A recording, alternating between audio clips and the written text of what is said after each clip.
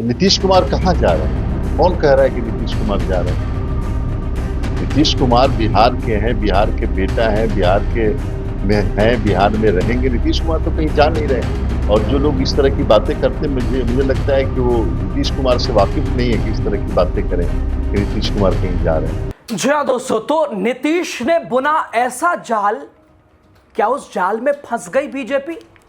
हाँ, चौंकिएगा मत, एमएलसी से इस्तीफे के बाद भी नहीं छोड़ेंगे सीएम पद।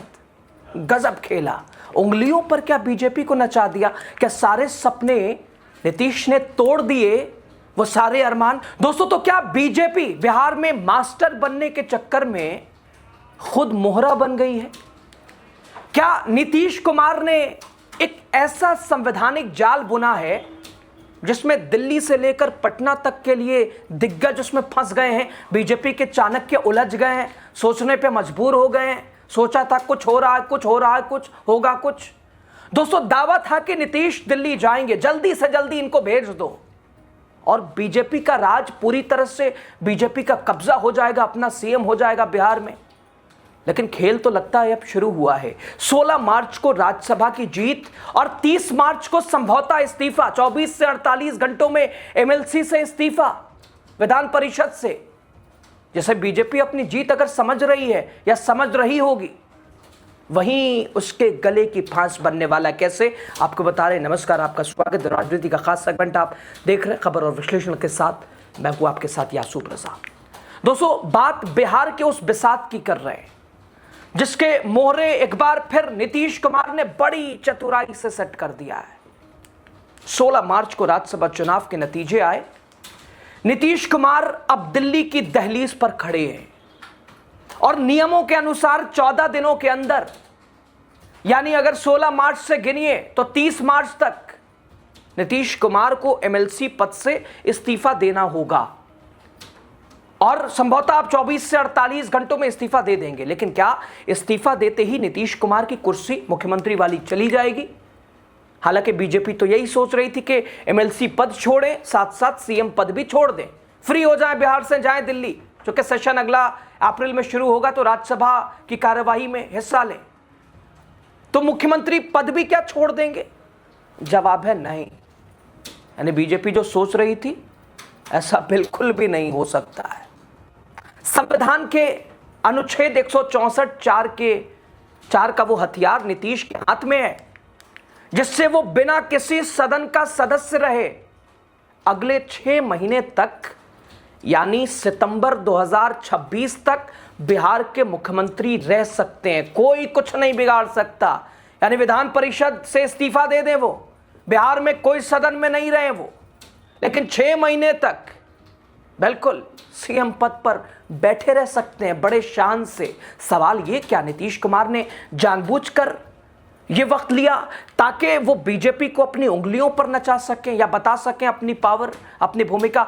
क्या सम्राट चौधरी के कंधों पर हाथ रखना सिर्फ एक इशारा था या बीजेपी के लिए कोई नया जाल तैयार हो रहा था? दोस्तों, बिहार में राज्यसभा की 5 सीटों के लिए 16 मार्च 2026 को मतदान हुआ था।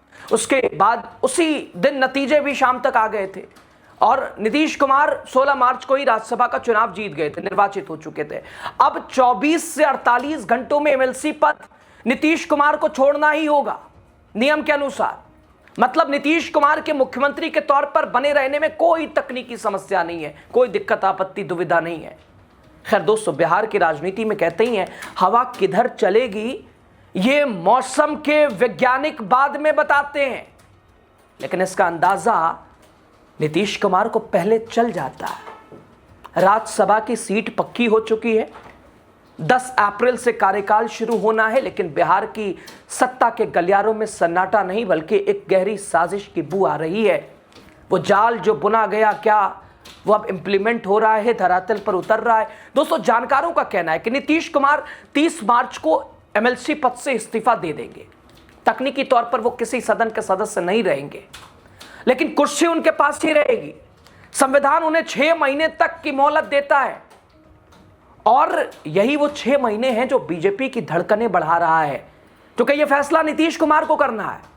इस्तीफा देंगे नहीं देंगे मुख्यमंत्री पद से, ना भी दें तो क्या कर लेगी बीजेपी? कुछ नहीं। संविधान के हिसाब से 6 महीने तक बड़ी शान से वो रह सकते हैं। राज्यसभा दोस्तों, क्या नीतीश कुमार इस समय का इस्तेमाल बीजेपी को चेक और मेट करने के लिए करेंगे? नीतीश कुमार के पास सितंबर 2026 तक का समय, और चाहे तो उस वक्त तक सीएम की कुर्सी पर बने रहें, या वो ऐसा करेंगे या नहीं करेंगे ये देखने वाली बात होगी, ये उनका फैसला होगा। हालांकि इन्हीं नियमों का हवाला देते हुए कुछ जेडीयू नेताओं ने यह संकेत दे दिया है कि बिहार में सत्ता परिवर्तन को टाला जा सकता है। यानी जेडीयू ये मनाने की कोशिश अभी तक कर रही थी, हां कुर्सी छोड़ देंगे, लेकिन निशांत को एक्सेप्ट कीजिए। शायद बीजेपी एक्सेप्ट नहीं कर रही है, तो हो सकता है नीतीश कुमार अपना प्लान बदल सकते हैं। एमएलसी पद छोड़ने के साथ ही सीएम कुर्सी ना छोड़े, संभव है।